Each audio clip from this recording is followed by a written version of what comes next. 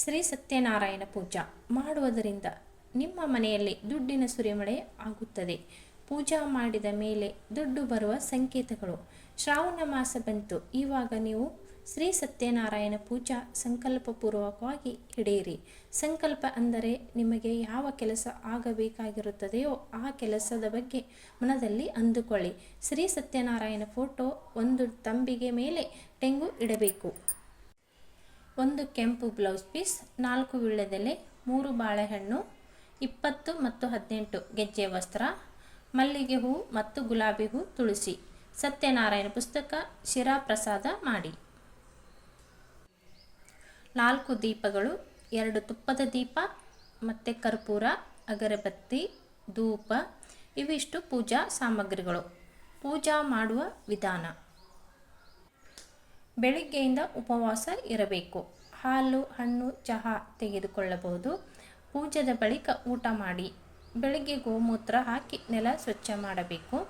ಸಾಯಂಕಾಲ ಅಂದರೆ ಗೋಧೂಳಿ ಸಮಯದಲ್ಲಿ ಪೂಜಾ ಪ್ರಾರಂಭಿಸಬೇಕು.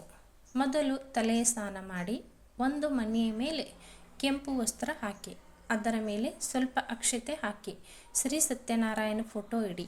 ಒಂದು ತಾಮ್ರದ ಬಿಂದಿಗೆ ನೀರು ತುಂಬಿ ತೆಂಗು ಇಡಿ. ಪಂಚಾಮೃತ ರೆಡಿ ಮಾಡಿ ನೈವೇದ್ಯಕ್ಕೆ ಪ್ರಸಾದ ಮಾಡಿ. ಧೂಪ ದೀಪಗಳು ಮನೆಯಲ್ಲಿ ದೇವತಾ ವಾದ್ಯಗಳು ಹಚ್ಚಿಡಿ. ಮೊದಲು ಗಣೇಶನ ಪೂಜೆ ಮಾಡಿ, ನಂತರ ಶ್ರೀ ಸತ್ಯನಾರಾಯಣ ಲಕ್ಷ್ಮೀ ಪೂಜೆ ಪ್ರಾರಂಭಿಸಿ. ಪೂಜೆ ಮುಗಿದ ಬಳಿಕ ದಂಪತಿ ಸಮೇತ ಕುಳಿತು ಇಬ್ಬರಲ್ಲಿ ಒಬ್ಬರು ಸರಿಯಾಗಿ ಓದಲು ಬರುವವರು ಕತೆ ಓದಲು ಪ್ರಾರಂಭಿಸಿ. ಒಬ್ಬರು ಕತೆ ಓದಿದರೆ ಇನ್ನೊಬ್ಬರು 5 ಪೂಜೆಗಳಿರುತ್ತವೆ. ಒಂದು ಕತೆ ಅಧ್ಯಾಯ ಮುಗಿದ ಮೇಲೆ ಪೂಜೆ ಮಾಡಬೇಕು. ಹೀಗೆ 5 ಅಧ್ಯಾಯದ ಮುಗಿದ ಮೇಲೆ 5 ಅಧ್ಯಾಯದ ಪೂಜೆ ಮಾಡಬೇಕು. ಈ ಪೂಜೆ ಶ್ರದ್ಧಾಭಕ್ತಿಯಿಂದ ಪ್ರತಿ ಹುಣ್ಣಿಮೆಯಂದು 4 ವರ್ಷಗಳವರೆಗೆ ಮಾಡಿ 5ನೇ ವರ್ಷಕ್ಕೆ ಉದ್ಯಾಪನೆ ಮಾಡಬೇಕು. ಮತ್ತು ಈ ಕತೆ ಯಾರು ಓದುತ್ತಾರೋ ಅವರಿಗೂ ಯಾರು ಕೇಳುತ್ತಾರೋ ಅವರಿಗೂ ಪುಣ್ಯ ಪ್ರಾಪ್ತಿಯಾಗುತ್ತದೆ. ಈ ಪೂಜೆ ಮಾಡಿದವರ ಮನೆಯಲ್ಲಿ ಶಾಶ್ವತವಾಗಿ ಲಕ್ಷ್ಮಿ ನೆಲೆಸಿರುತ್ತಾಳೆ. ಅವರಿಗೆ ದುಡ್ಡಿನ ಕೊರತೆ ಬರುವುದಿಲ್ಲ. ಬಡತನ ಅನ್ನುವುದು ಅವರಲ್ಲಿ ಸುಳಿಯುವುದಿಲ್ಲ. ಈ ಪೂಜೆ ಮಾಡಲು ಇಚ್ಛೆ ಉಳ್ಳವರು, ಶ್ರದ್ಧಾಭಕ್ತಿ ಇದ್ದವರು ಈ ಪೂಜೆಯ ಬಗ್ಗೆ ಅಪಹಾಸ್ಯ ಮಾಡಲೇಬಾರದು. ಎಲ್ಲ ಪೂಜೆಗಳಲ್ಲಿ ಅತಿ ಶಕ್ತಿಶಾಲಿಯಾದ ಪೂಜೆ ಆಗಿರುತ್ತದೆ.